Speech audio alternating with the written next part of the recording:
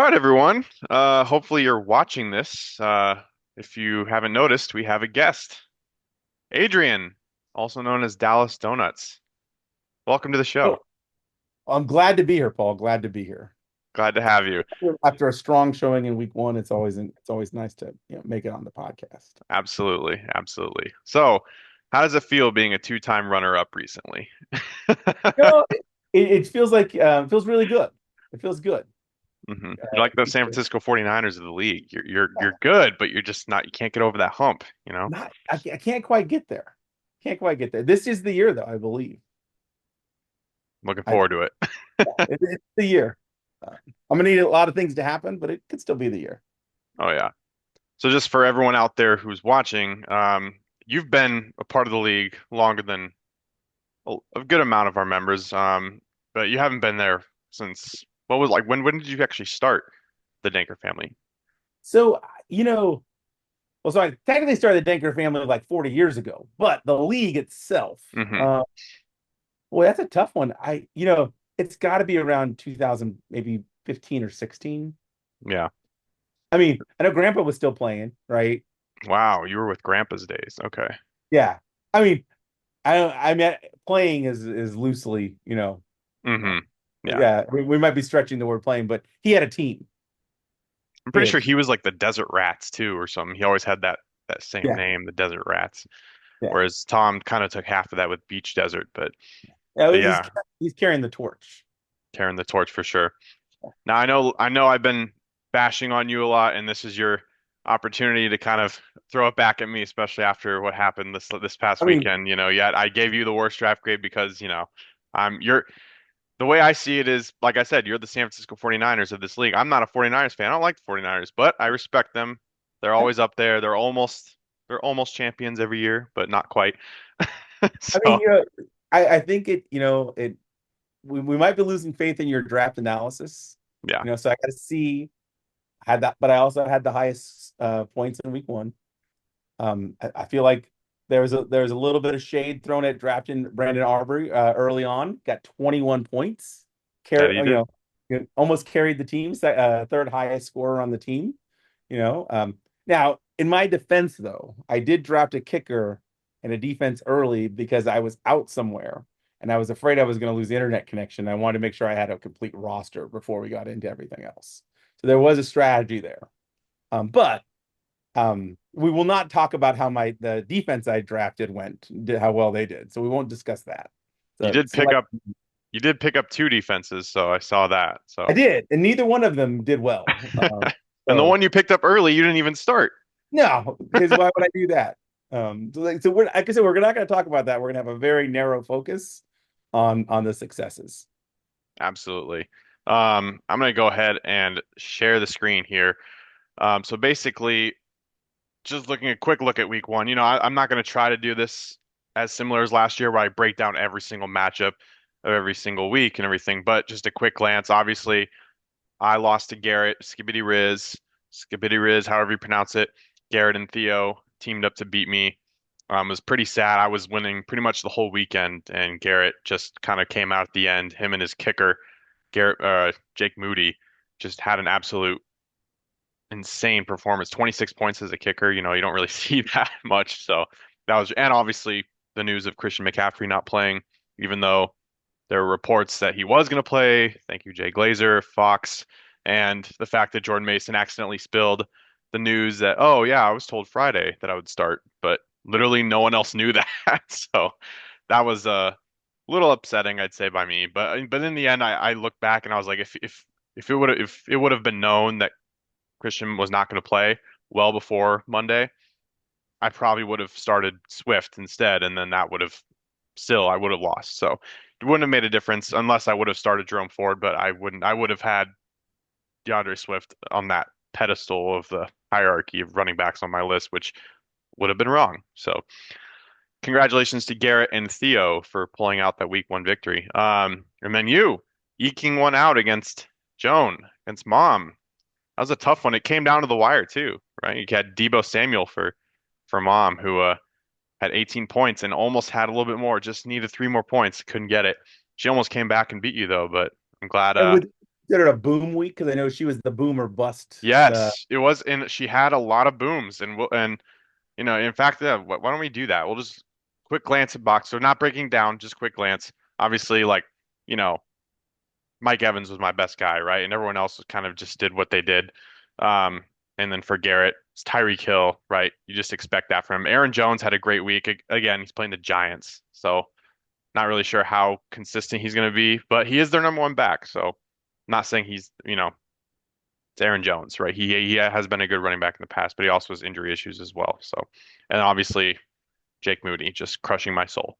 But yeah, and then for your sake, it's obviously Josh Allen.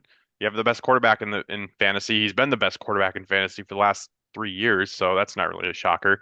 The one He that did, wasn't acting that way in the first half though. Like I was oh very yeah, yeah, I was very worried in that first half. yeah, that was a pretty strange game. Yeah, tale of two halves, Arizona and Buffalo. A lot of Cardinal fans out here were you know, very getting their hopes up early, and then they just got disappointed. The one that did shock me though was Tony Pollard, getting 18 points. I didn't really see him, I knew he was going to be splitting time with Tyjae Spears, but I didn't really see him being that much of a contributor this early, especially against a good Bears defense. Like that kind of shocked me. So, kudos to you for that. And then obviously Stephon Diggs, it was his week for Houston, right? I mean, it's like you got him, you got Tank Dell, you got Nico Collins. Like who's going to be the breadwinner this week? And it turned out to be you just hit the lottery on this week. So yeah, that was great for you. And then you do have Puka though, and he's out, so that's Yeah. going to be interesting to see how you handle that. I mean, you also have Roma Dunze on your bench. He's hurt too, He's I out. think too. Yep. Yeah. So if anyone has any wide receivers that and you're Because looking for a Tyler trade, Lockett's not going to get a cut. He's not going to cut it. So and neither is Jerry Judy, I'm guessing. no, no. Yeah, because who knows who'll be throwing the ball to him next weekend?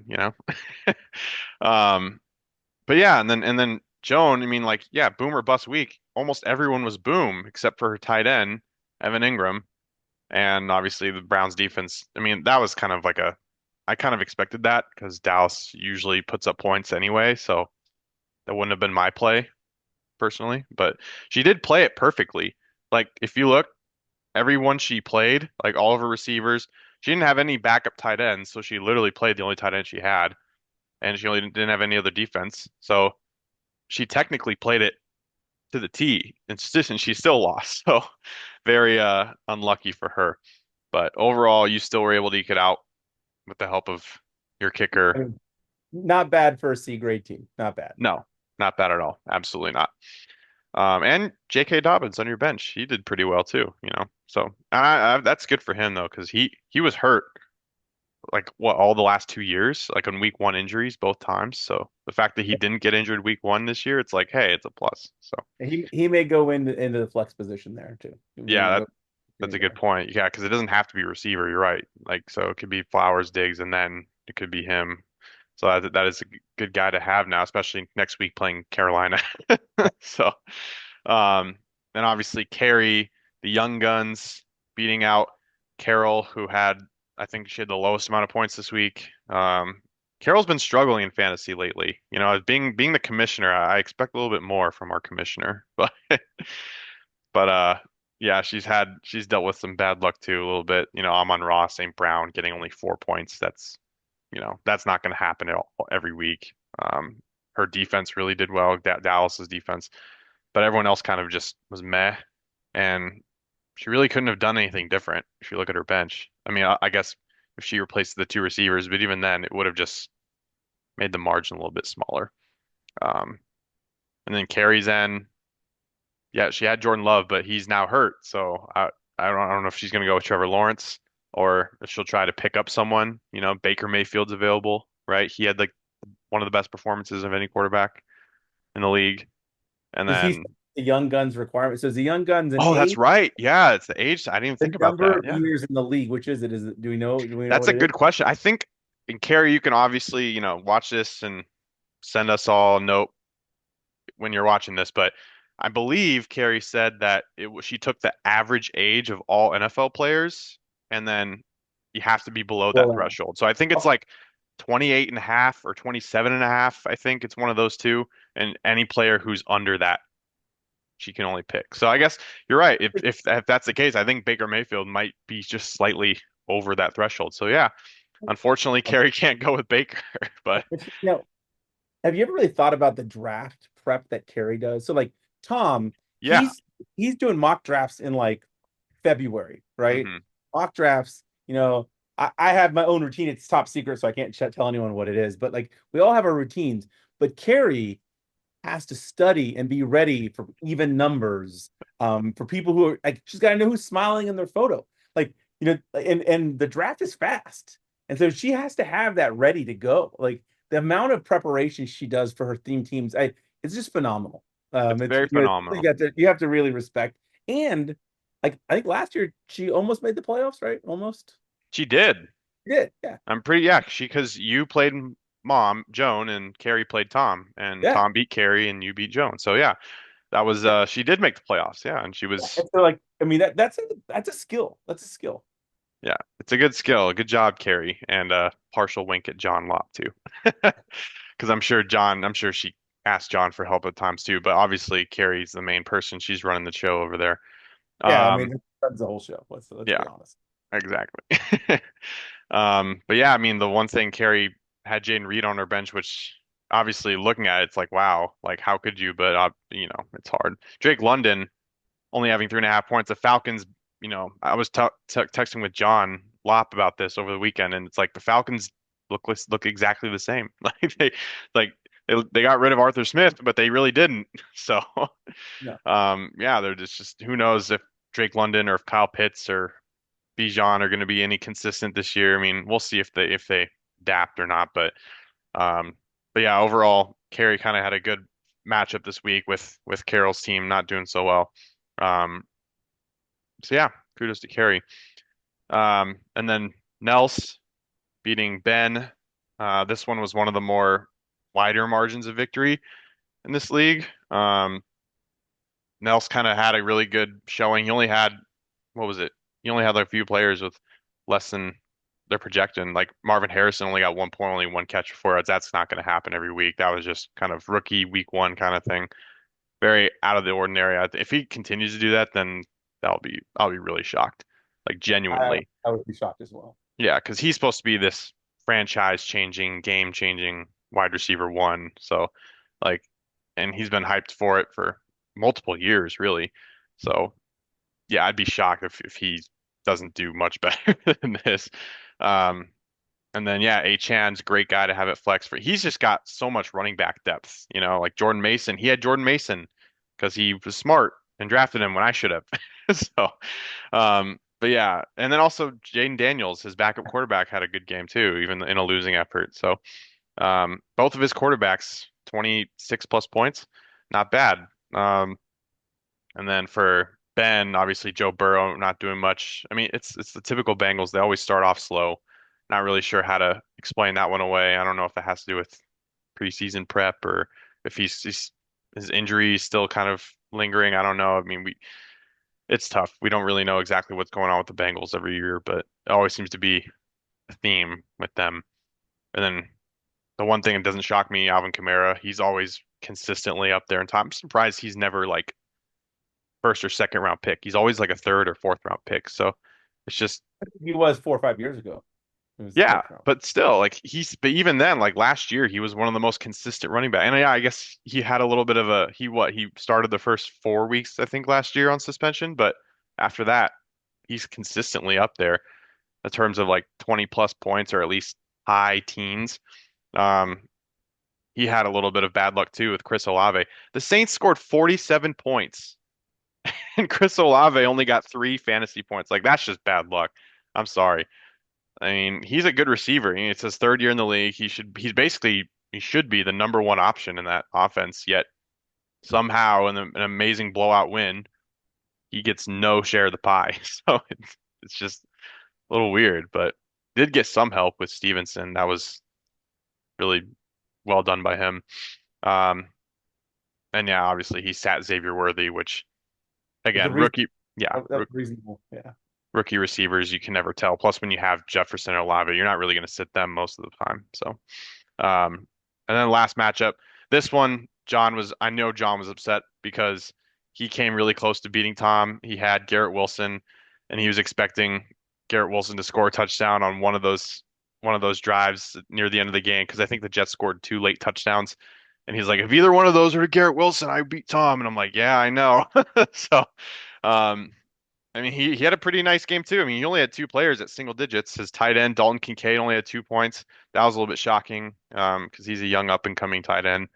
Um, and obviously Falcons defense, but everyone else did pretty well. I mean, obviously Devontae Adams kind of underprojected, but still, even with that, you expect a good victory. But he just ran into Tom, who had the two best running backs of the week, Barkley and Mixon, 33 and 26 points. And there's no other running backs did any better than these two. So that was a you know, job well done by Tom's running backs, and feels like Tom's striking gold early again, like he did last year. So we'll have to see what sort of matchup it'll be when you two face off. I don't know. I mean, the guy studies all day long. He Uh, does. he's got a routine. Like it's going to be a tough one. Like, yeah. Absolutely. And his When I go to work and he just studies fantasy football. So like, That's um, right. I mean, but yeah, I don't when know. When semi-retired, he's got plenty of time on his hands too. So, yeah, maybe we take a sabbatical for the fall season to win fantasy football. there we go. And just like Joan, he played it perfectly too. He didn't have a single wrong decision as far as who to start and who to bench, which I get looking at it, it's yeah, no duh because right, like he had no other good running backs other than these three, Barkley, Mixon, and Montgomery. Everyone else is kind of just like Singletary, Meh, and Edwards is a backup. So, but yeah, I Well, I mean, know we struggled with putting Ayuk playing him. Like he bounced that one around quite a bit, that but one right that one decision. would have been a little bit easier for me just because he'd been holding out all camp and, I figured he would have a slow start just because, when guys hold out they're not practicing as much. They're not, and I get it. Like it's relatively the same kind of offense, but still, like getting into that game shape, that season shape. Um, I don't know. Not an expert, but just a little thought of mine. Um, and yeah, just like Dad having good receiver depth, John is good, or running back depth. John has good receiver depth. So the fact that he was able to sit Nico Collins, it's like, I mean, he could have literally replaced him with Garrett Wilson or Devontae Adams, and that probably could have helped him win. But oh well. Moving on. Some interesting facts. These are just scoring leaders, but I wrote some things down that I thought were pretty interesting. There were a lot of players that had 20 plus points that were either benched or free agents. Like and there was an entire amount of them. I mean, you'll see right here in the list, but like Jaden Reed for Carey, Jaden Daniels for Nelson, Alan Lazard was like the fourth or fifth best receiver, I believe. Yeah, Alan Lazard, third. He was third best receiver. So, Mom, go get your Cyclone if she's watching. And then one thing I did, last thing to note, just kind of was a little bit of a fun fact. The Saints had the most double-digit players on their team. They had 8, and the Panthers obviously with 0. So not good if you have a Panther on your fantasy team. Let's just say that. So um, yeah, looking at the power rankings, obviously with what happened last week, Tom's number one. Shocker, he's the defending champ. And then Nelson's at 2. I'm surprised he was down to 7, like to start the season with how many good running backs he has. But you staying afloat, 3, not bad. Staying right where you're projected. Um, and yeah, everyone carries at 4, Garrett's at 5, John's at 6. I fall all the way down to 7. Shocker. I seem to be doing that lately, underperforming. And then Joan, Ben, and Carol rounding out the basement. So yeah, trending down, not a good start for me, and obviously a really good start for Nels, for Garrett, and for Carey. Um, I'm curious to think. So even though I gave you a C grade for your draft, give me like your honest assessment of what you thought how you thought your draft was, and how you thought compared to other people's, at least as far as like their team goes. Well, I'll be honest. So I have a strategy that I normally use for it. and I couldn't. So I use an app to help me pick and track the players and read things. It doesn't work on your phone. And so I was drafting from my phone. So I was Oh, really it was a lot of guessing. So perhaps a C was generous. So there might have been a little bit of luck in there. But like, out of personal pride, I wouldn't go below a B minus. okay. I mean, I like that. I mean, at least you're being critical of yourself, unlike me, where I was just basically tooting my own horn, giving myself an A. What the hell was I thinking, right? I Yeah, mean, they had to, karma had to come back and get you there. of So maybe course. maybe a little self-deprecating, like for the next couple of weeks, and you'll get right back into playoff contention. Yeah, we'll see. I mean, it is this next week's going to be tough. I mean, if we're already looking ahead, it's interesting how the matchups that coming up, there's no 1-0 versus 1-0 or 0-1 versus 0-1. It's all 0-1 versus 1-0. Carrie playing me, you're playing Ben, Jones playing Tom, Carol playing Oh, Nels, and then Garrett playing John. So it's all so we could literally have five 2-0 teams and five 0-2 teams. It's very possible. Um, or we could get total parity. We could all be or 1-1. we could all be 1-1. Exactly. It's very possible. That would be pretty funny, not gonna lie. But yeah, With expanded playoffs, though, that's um, right. you're allowed to have a couple fumbles early in the season, right? There we go. Exactly. See, you're looking at the bright side. I like that, Adrian. Yeah, Optimist. so for those who didn't see the last video, yeah, six playoff teams this time, which it's normally been four in our league, but Carol, I don't know if she made a decision or if I honestly don't remember if she asked. If she did, then I'm not surprised for not remembering.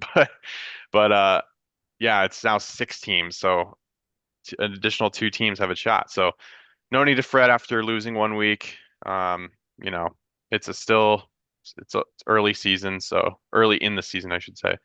So The tough part for me is historically, if I'm in one of the leagues where you can earn a first round bye, that's my best week of the year is when I'm playing nobody. So if I get the bye week, I just have a monster week. Everyone goes off, and then they all come back to earth the next week, and I lose. Uh, that's right. That's a factor this year now that it's six teams. yeah, So so people are gonna get buys, and so like just there's a chance that that's the best week they've got. They might do it all early.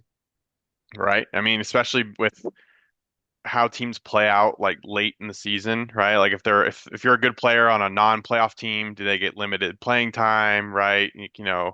Or if you're a good team and you've already clinched a good playoff spot or home field, like do they play much either? So yeah, it's always tough. The playoffs are like the worst time to really figure all that stuff out as far as okay, well, who's gonna get the most targets? Who do you think is gonna, be super impactful or anything like that? So having Yeah, that bye week, it's a little weird because it's like, yeah, you know, I don't have to play anyone. I'm guaranteed to be in the top four, but at the same time, yeah, like you could be wasting a great week for most of your team. So yeah. And obviously some other things too that I wrote down I thought were pretty interesting. Of all the positions, tight ends perform the worst, which I don't really know if that's really a much of a shocker, but there are only five tight ends total that were in double digits, and that's including free agents.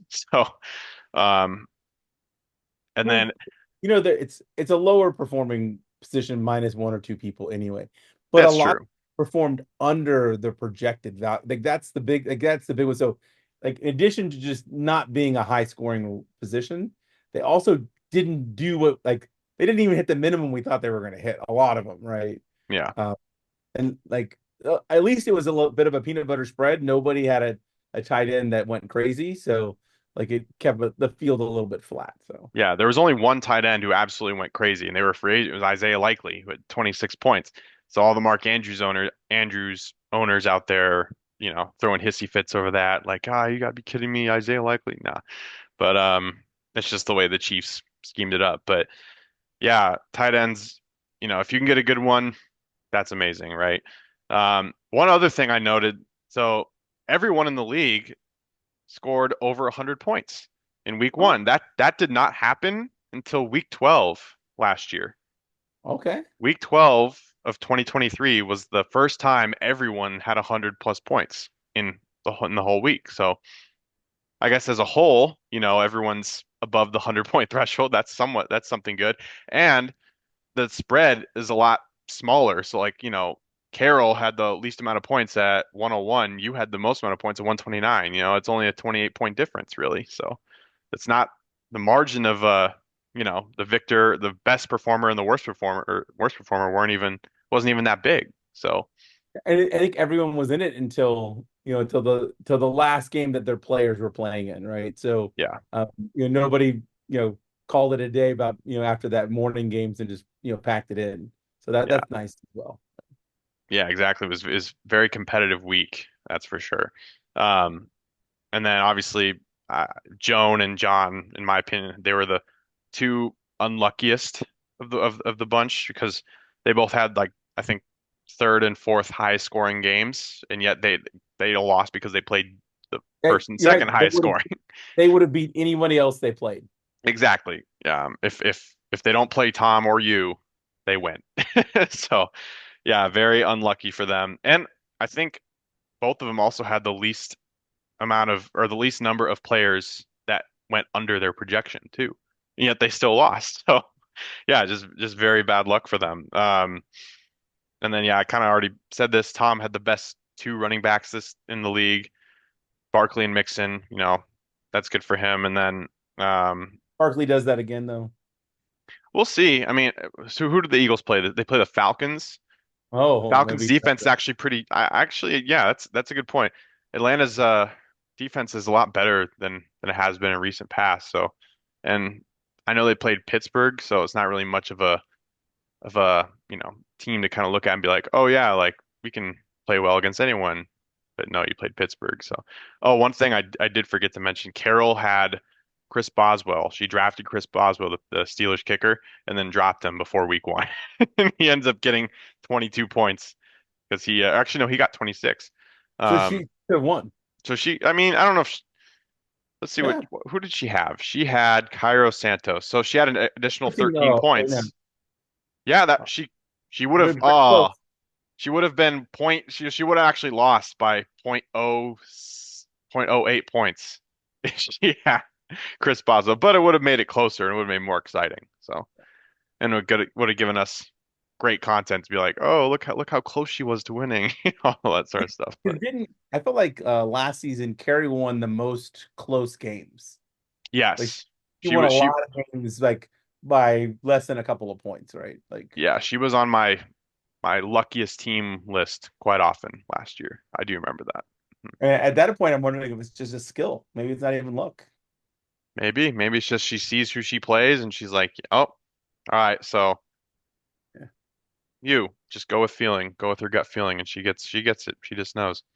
Yeah. Um, but yeah, looking at any of the future matchups, was there anything that you saw before we sign off here? Anything you saw that caught your eye, or something that you're interested in seeing? Any sort of players you think will bounce back? Anything like that? No, I mean I'm just hoping that Ben has a rough week. I mean that's really what I'm hoping for. Hmm. I don't see that coming. Maybe Alvin Kamara slows down a little bit with Dallas, but yeah, I don't like. I think I might be in a little bit of trouble. It's possible. I mean, the fact that both running backs are playing good run defenses, Cleveland and Dallas, that kind of helps puts you in your favor a little bit. Joe Burrow struggled last week, so it's very possible that, he continues to struggle early against the Chiefs, who, they're coming off of a championship season and they have this new heated rivalry with Cincy. So they might be wanting to gun for the blowout win there. Um, Justin Jefferson and Chris Olave, we'll see. I mean, again, Chris Olave had a bad week last week, but I'm not expecting him to continue to have bad weeks. He's the number one option for a reason. And then, yeah, I think everyone else there is pretty solid. I'm not sure about Pitts though against Philly, but he did have a decent game against Pittsburgh, but I don't know. I'm gonna That need you to reverse jinx me though, and just make sure that you say out loud that I'm gonna get blown out by Ben, and then I'll Nope, win. You not won't doing do that again. I'm not. that. I know I'm Well, known as that's the my reverse benefit drink. as the guest is that you at least give me the good juju. Ah, I man. mean, you already have the number one quarterback, and you have one of the best running backs against Packers who struggled last week against Barkley. So I already feel like with those two, you're definitely gonna win those two matchups. Pollard, who know, like if he shocked me last week, so it's possible he shocks again, but I don't know. Um, I think the Bears defense just kind of got lucky playing Tennessee because I'm not, a lot of people are high on Will Levis. Like I just don't understand it.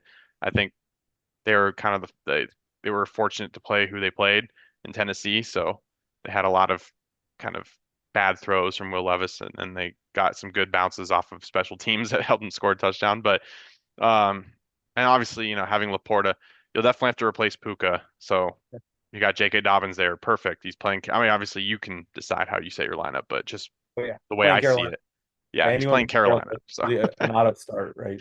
any starter, receiver, tight end, quarterback, receiver, or running back who's playing Carolina, that seems to be like a safe bet. Yeah. Or the Giants too, because they were pretty bad too. Um, but again, What are you early in looking the for season. most this week?